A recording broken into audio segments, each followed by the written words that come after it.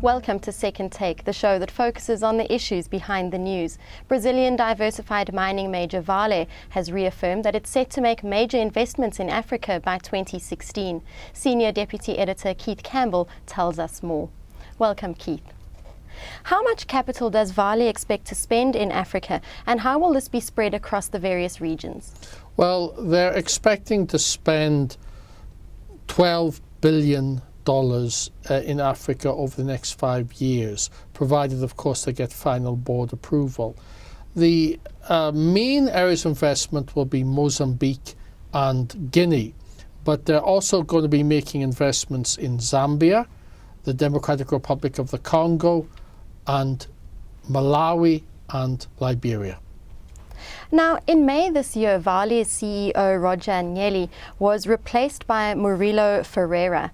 What sort of changes has the company seen since this took place? Basically, it looks like it's going to be mainly changes in style, not changes in strategy or policy. There are very significant differences in the personalities of Roger Agnelli and Murilo Ferreira. Agnelli has been reported to be arrogant, hard driving, focused on quarterly results.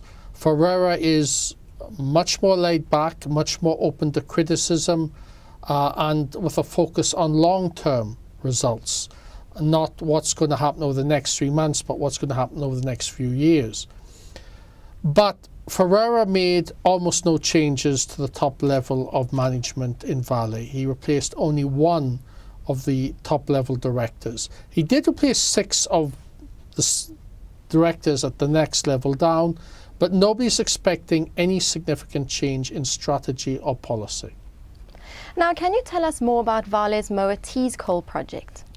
Well, Moatize is Vale's first big venture into Africa. It's Vale's biggest coal project in the world at the moment. Vale, as you know, was originally an iron ore producer, but since Agnelli took over, it's been aggressively diversifying into other commodities as well, and coal is one of the sectors in which it wants to become a global player, and Moatize is a key element in this coal strategy. So far, they've invested about nearly $1.7 billion in the Moatize project, and when the mine reaches full production, it started production in May, but when it reaches full production, it should have total output of 11 million tonnes a year, most of which will be metallurgical or coking coal, which of course is much more valuable than ordinary thermal coal. But there are plans to, over the coming years, double Moatize's output.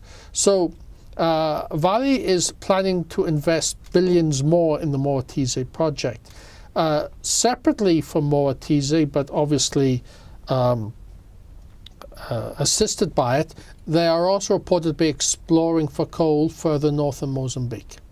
Now, on that note, what are Vale's plans to go on to the rest of the continent?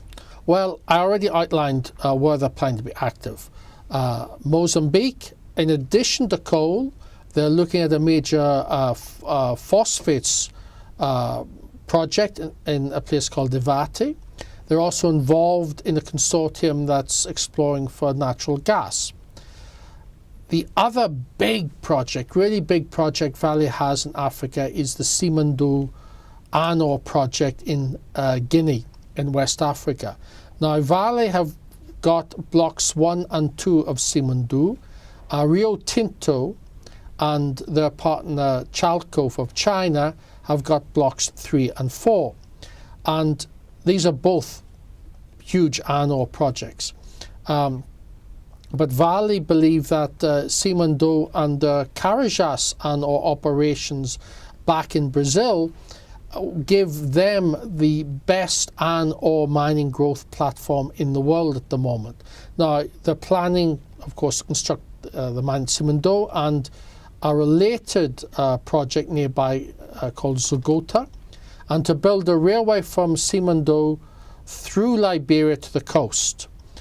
This is because the Liberian coast is closer to the mine than the Guinean coast is.